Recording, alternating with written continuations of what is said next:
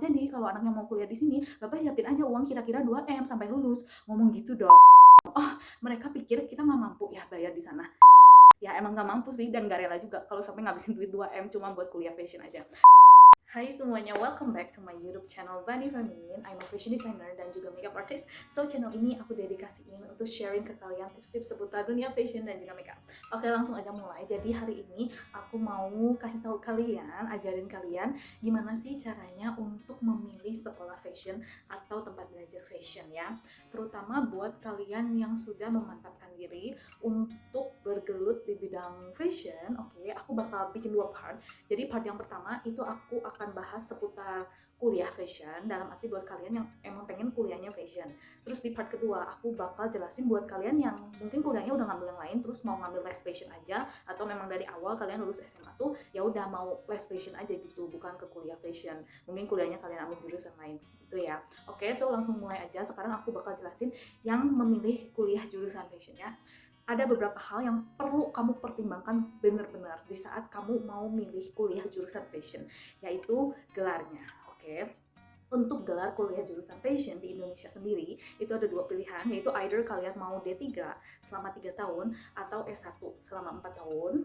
Dan aku benar-benar saranin kalian, aku benar-benar suggest kalian untuk ambil S1 aja sekalian, yang lebih lama, yang 4 tahun, kalau misalnya kalian emang punya dananya yang mencukupi.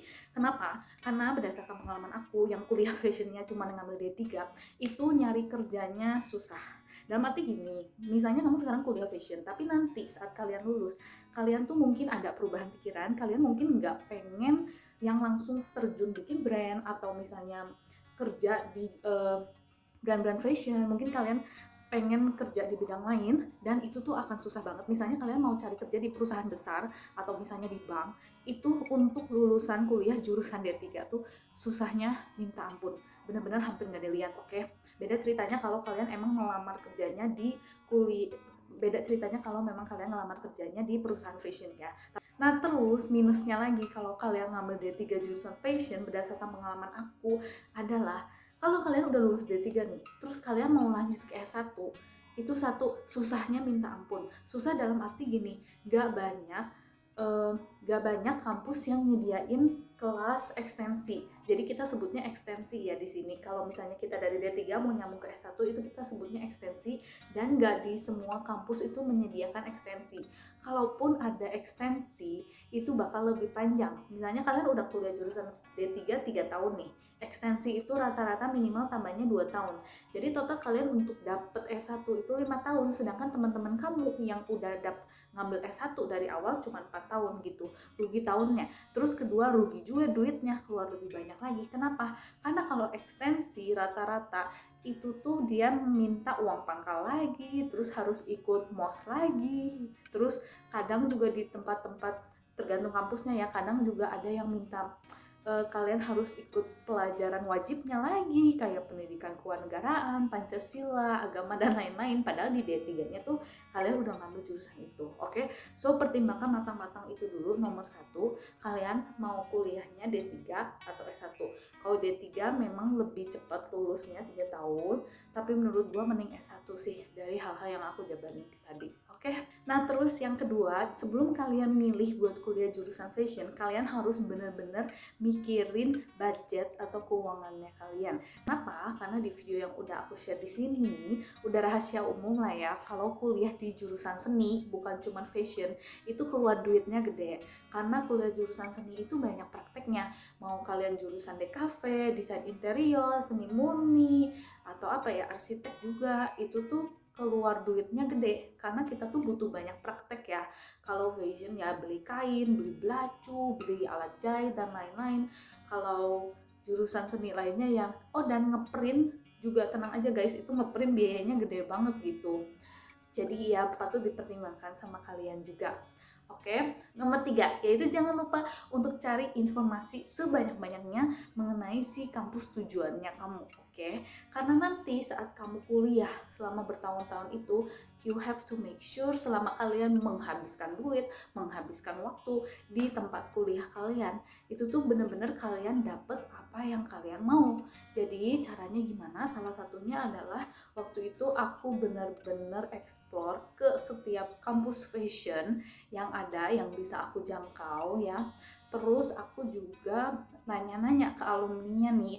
Aku cari-cari di LinkedIn orang-orang, aku cari-cari di LinkedIn, di Instagram, di Google, orang-orang yang alumni dari kuliah jurusan universitas tersebut. Terus aku coba chat, aku coba tanya-tanya. Ini tujuannya tuh untuk mengetahui sebenarnya di universitas yang kalian mau itu bakal dapet apa aja sih, dan menurut personal opinion mereka kuliah di sana tuh gimana rasanya gitu loh ya.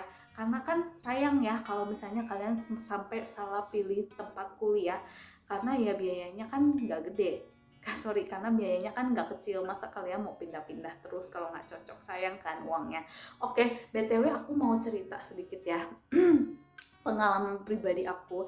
Jadi waktu itu aku ke Jakarta dan aku ngincer beberapa uh, sekolah fashion di sana. Pokoknya ada satu sekolah fashion, ini aku nggak bakal sebutin brandnya, tapi pokoknya sekolah fashion ini tuh terkenal banget. Dan kita ke sana kan, kita lihat-lihat tempatnya, terus juga tanya-tanya materi materi perkuliahannya apa aja, terus biaya-biayanya berapa. Terus si orangnya tuh in the end jawab gini ya, BTW waktu itu aku pergi sama papi aku juga ada di sana. Dia tuh cerita kalau oh ya, kalau di sini tuh emang standarnya lain ya, internasional. Pokoknya nanti kalau beli mannequinnya itu juga harus yang asli. Aku lupa deh dari Italia atau dari Prancis gitu ya. Harus yang asli, itu harganya sekitar 17 juta. Terus juga nanti untuk fashion show itu kita di mall kece apa gitu ya, lupa, pokoknya mall gede di Jakarta. Itu buat fashion show, nyewa model dan lain-lain itu bisa sampai 100 juta. Jadi Bapak kalau mau kuliah, kalau anaknya mau kuliah di sini, Bapak siapin aja uang kira-kira 2M sampai lulus. Ngomong gitu dong. Oh, mereka pikir kita nggak mampu ya bayar di sana. Ya emang nggak mampu sih, dan nggak rela juga kalau sampai ngabisin duit 2M cuma buat kuliah fashion aja. So akhirnya aku nggak kuliah di sana, dan akhirnya aku kuliah di yang tempat aku sekarang di sini. Gitu sih sharing pengalamannya. Jadi ya ini mah cerita-cerita aja ya. Karena kalau kuliah jurusan fashion itu emang nggak kecil biayanya gitu. Terus hal keempat yang kalian harus ketahui adalah kalian kalau bisa nanya ke universitas yang kalian tuju atau ke tempat kuliah yang kalian tuju, itu silabusnya apa aja ya. Jadi semester 1 belajar apa aja, semester 2 belajar apa aja, semester 3 belajar apa aja, dan make sure itu hal-hal yang kamu mau untuk kamu dapatkan ilmunya yang akan menunjang karir kamu ke depannya gitu loh.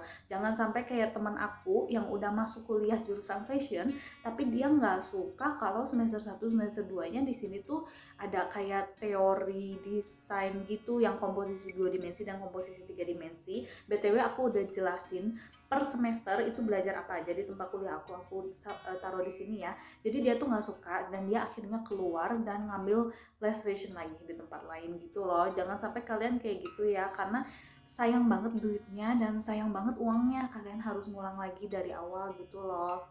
Ya oke, so I think segitu aja sharingnya kali ini, semoga membantu. Kalau misalnya kalian ada masih bingung atau mau nanya-nanya lagi seputar kuliah jurusan fashion, boleh komen aja di bawah, pasti aku jawab. So yeah, I think segitu dulu. Jangan lupa untuk klik the like button dan subscribe to my channel kalau kamu merasa channel aku bermanfaat. So see you next time and thank you for watching. Dadah!